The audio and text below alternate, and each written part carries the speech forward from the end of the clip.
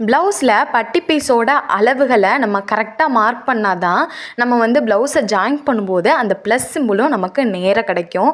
இப்போ ப்ளவுஸில் உள்ள அளவுப்படி எப்படி பட்டி அளவை நம்ம கரெக்டாக மார்க் பண்ணுறதுன்னு பார்க்கலாம். இந்த மாதிரி பட்டிக்கான கிளாத்தை எடுத்துகிட்டு பாட்டமில் ஒரு 1 இன்ச் நமக்கு எக்ஸ்ட்ராவே இருக்கணும். நம்ம வந்து அப்போ தான் மடிச்சு அடிக்கும்போது ரொம்ப ஸ்டிஃபாக இருக்கும். இந்த மாதிரி மடிச்சு அடிச்சிருவோம் இல்லையா, அதுக்காக அந்த 1 இன்ச் விட்டுக்கணும்.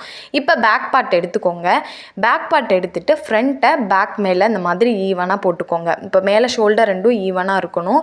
இந்த மாதிரி வச்சதுக்கப்புறம் நம்ம ஃப்ரண்ட்டில் பார்த்திங்க அப்படின்னா டாட் பிடிக்கிறதுக்காக மார்க் பண்ணியிருப்போம் இல்லையா, இந்த பஸ்டோடைய டாட்டை மட்டும் நம்ம பிடிச்சதுக்கப்புறம் எப்படி இருக்குமோ அதே மாதிரி ஒன்றா ஃபோல்டு பண்ணி ஒரு பின் வச்சு நீங்கள் ஃபிக்ஸ் பண்ணி வச்சுக்கோங்க. இப்போ இந்த மாதிரி பின் பண்ணதுக்கப்புறம் நமக்கு ஒரு ஷேப் வந்து கிடைக்கும், ஒரு போட் ஷேப் மாதிரி கிடைக்கும். அந்த இடம் மட்டும் தூக்கிட்டு இப்போ இந்த மாதிரி வச்சதுக்கப்புறம் பேக் பார்ட்டில் கீழே பார்த்திங்க அப்படின்னா நம்ம 2 இன்ச் தையலுக்காக விட்டு மார்க் பண்ணியிருப்போம் இல்லையா, அந்த 2 இன்ச்சை கரெக்டாக கனெக்ட் பண்ணி இந்த மாதிரி ஃபோல்டு பண்ணி விட்டுருங்க.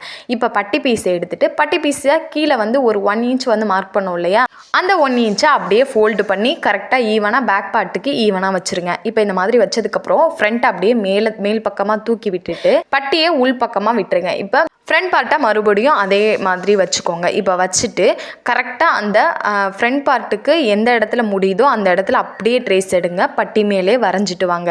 இப்போ இந்த மாதிரி வரைஞ்சதுக்கப்புறம் பார்த்திங்க அப்படின்னா பட்டியோட அளவு நமக்கு கரெக்டாக இருக்கும். பேக் பார்ட்டில் நம்ம மடிச்சு அடித்தது போக ஃப்ரண்ட் பார்ட்டும் பேக் பார்ட்டுக்கும் ஈவனாக என்ன அளவு வருதோ அது அப்படியே நம்ம பட்டி பீஸில் ட்ரேஸ் எடுத்தாச்சு.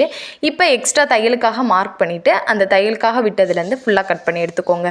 இந்த மெத்தட் படி தான் நம்ம பட்டி பீஸ் கட் பண்ணணும். இப்படி கட் பண்ணி நம்ம ஸ்டிச் பண்ணும்போது ப்ளஸ் சிம்பிளும் கரெக்டாக வரும், சைடு ஜாயினும் சூப்பராக இருக்கும்.